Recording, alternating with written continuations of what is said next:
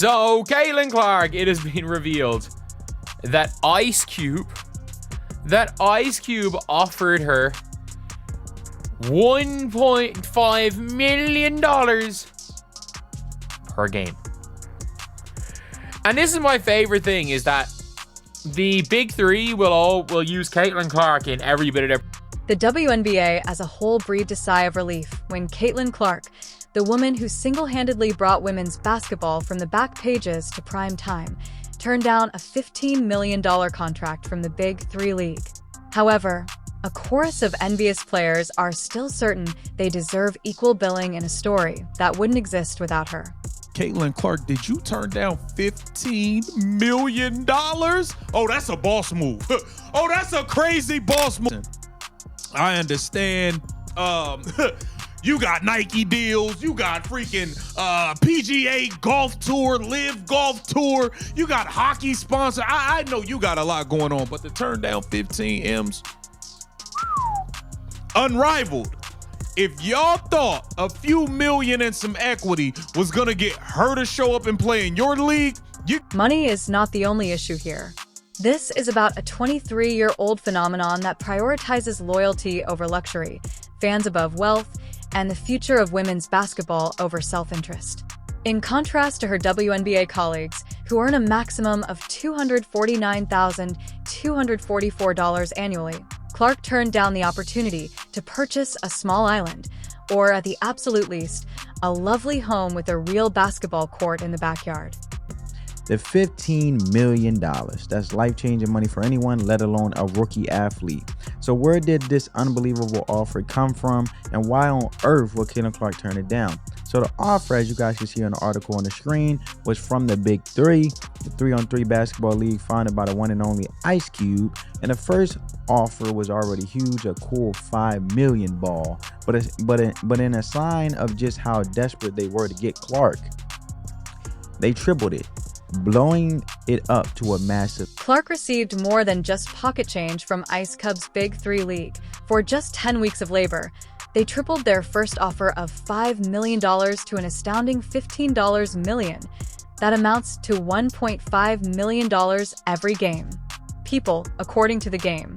To earn what Clark was promised for a single basketball afternoon, the majority of WNBA players would have to play for 60 years. Caitlin Clark. The Big Three reportedly offered Caitlin Clark $15 million for 10 games. For 10 games. That is insane. That's wild. And it says she declined. That's a lot of chicken to turn down. I can't lie to you. I can't lie to you. I literally can't. I can't. That is insane. I don't know, bro. 15 million for 10 games. Whew. Here's the lovely bit, though. No, she replied. Not possibly. Not allow me to consider it. A simple, unconditional thank you, but no thanks. Because Caitlin Clark truly recognizes the significance of this moment for women's basketball, in contrast to the players who are subtly disparaging each other on social media and whining about attention they haven't earned. Ice Cube, I'm sorry, my precious CC said no. 15 mil to play in your Big Three league? No, I don't chase the money. Money chase me. You hear me? At the end of the day, she is worth $1 billion. By the time her career ends, I'm telling you, all these other endorsement deals she have, and then make it make sense. Why was she playing a Big Three against NBA players who are stronger than her, which can injure her? You hear me? She would be the smallest person on the court. That wouldn't even make sense. And then I'm thinking like, y'all probably would try to embarrass her and all of that, bro. Like, it's a lot of undercover. The WNBA was terrified. In only 72 hours, they experienced every stage of grieving. Denial came first. Their golden goose wouldn't genuinely think about going, surely. Then rage.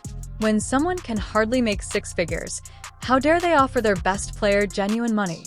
Then there was bargaining. Perhaps they could come up with some innovative ways to boost her pay through endorsements and marketing agreements.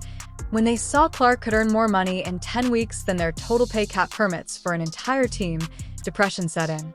However, acceptance followed, accompanied by the most delightful relief the league had ever known. Down. Caitlin Clark, you so much better than me.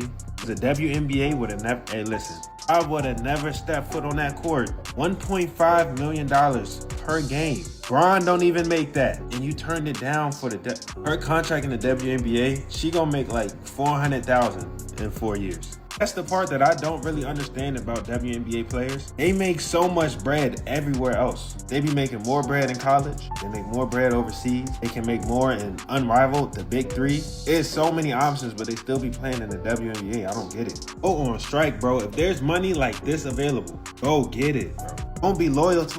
Please subscribe if you're having fun. Clark declined it. They were her choice. She rejected the glitz of the Big 3 and opted for the drudgery of an 82-degree gymnasium in Indiana.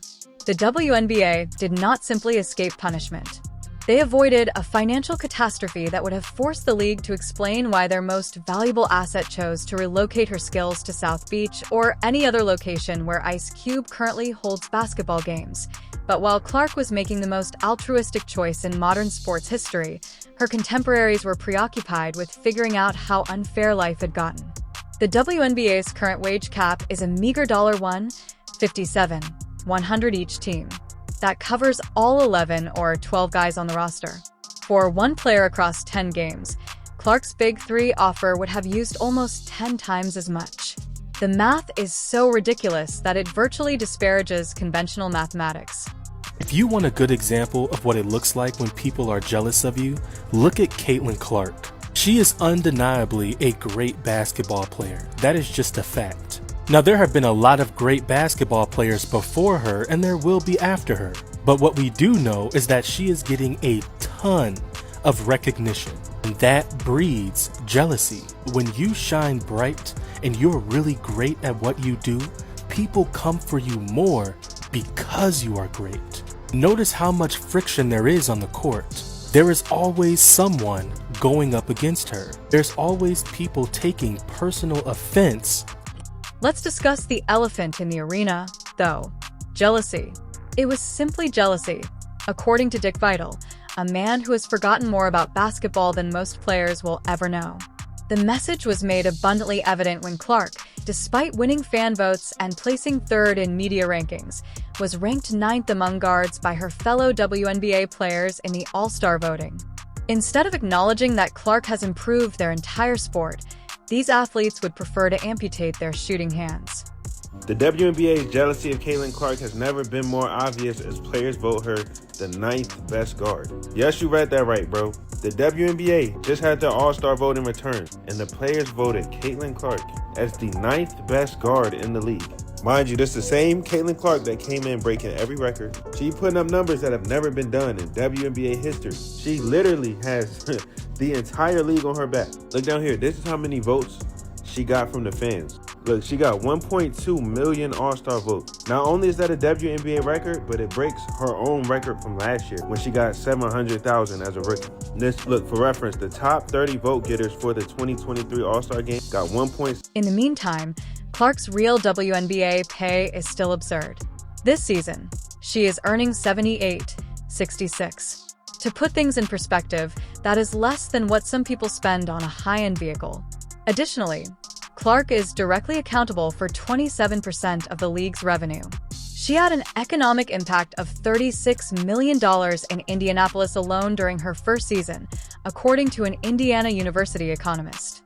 The WNBA is paying her like she's running a Dairy Queen, and she's making more money than some tiny nations.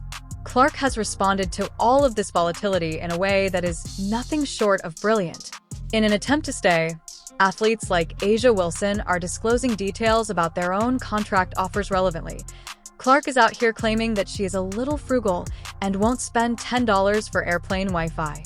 This woman is concerned about the price of internet access on a Delta trip, even though she recently turned down $15 million. That is transcendent rather than merely modest. However, this is what makes Clark's choice even more noteworthy. She could have told the entire WNBA ecosystem to screw it. Many would have. The players who dislike her success, the league that pays her orders of magnitude less, and the media that is always questioning if she merits the attention. Any sensible individual would have grabbed the cash and fled. However, Clark lacks conventional rationality. She has a vision. Her endorsement deals must be pretty decent for her to willingly turn that down, because we know her WNBA salary is nothing to brag about. But for her to do that, I guess I look at it like this. If she were to have accepted that before she even stepped foot on a WNBA court, I could only imagine how they would have treated her. I don't even think she would have made it through half the season. She would have had a season-ending injury for sure. With how rough they were treating her as a rookie and fouling her and just being aggressive with her in comparison to other players, I don't think she would have made it through the season as a rookie. So I guess in a sense that may be a blessing in disguise. It's hard to say a blessing in disguise when you lose out on 15 M's, but nobody knows. That may have been a... She is aware that her worth is determined not just by money, but also by the mothers who organize family outings around WNBA games and the young girls who now aspire to shoot logo 3S. Instead of focusing only on making quick money, she sees the big picture and wants to create something long-lasting for American women's basketball. Because the numbers are astounding, the reality of what Clark has created is not discussed enough. 2.1 million people watched her debut game, which was the biggest WNBA viewing in more than 20 years. Attendance records set since the league's founding have been shattered by games starring Clark. In their first 5 home games with Clark, the Indiana Fever, who only garnered 81,000 spectators for the entire 2023 season, exceeded that figure. The Mystics Fever game was more than just a basketball game, as it was sold out despite moving from a 4,100-seat venue to a 20,300-seat arena. It was a cultural occasion. Families were making cross-state trips. Children were attending school in Clark jerseys. Suddenly, women's basketball became a topic of conversation in American offices. The most significant figure, however, is the 236% year-over-year growth in WNBA product sales. Not 36%, 236%. That is an economic explosion, not growth. And it's all because to one guy who made the decision that creating something long-lasting was more crucial than obtaining the largest payout possible. They're trying to destroy her from within, and it's the players. Realistically, I know we're out of time. WNBA last year was the first year in its like 25-30-year existence that it was profitable. Made $1 million. But it was the first time that it didn't lose money because the NBA supplements. Well, when Caitlin Clark comes to town, you have to go from the 8,000-seat WNBA arena to the 30,000-seat whatever arena across town because of ticket sales and all of the apparel and all of this stuff that's coming from Caitlin Clark, and you're just like, okay, but the league is totally destroying her. You see, other WNBA players were preoccupied with figuring out their own meager salaries while Clark was declining family wealth. The highest paid player in the league earns $249,244 annually. The Big 3 gave Clark about that per game. The WNBA's entire pay structure is essentially incompatible with paying stars what they are truly worth because the wage cap prohibits any individual player from making more than that. Because of this, players like Jackie Young, who signed a 2-year contract at $54,900, and Kelsey Mitchell, the highest paid player in the league, can't help but view Clark's rejected offer with a mix of admiration and jealousy. What are they playing for compared to what Clark could have made by switching teams? This amounts to rounding errors. Here's the lovely irony, though. The reason those salaries might really rise is because of Clark's decision to stay. According to the latest CBA negotiations, the highest salary might be $1 million, a 300% rise above existing levels. And the only reason that's feasible is that Clark decided to develop the brand instead of giving up on it in search of instant satisfaction.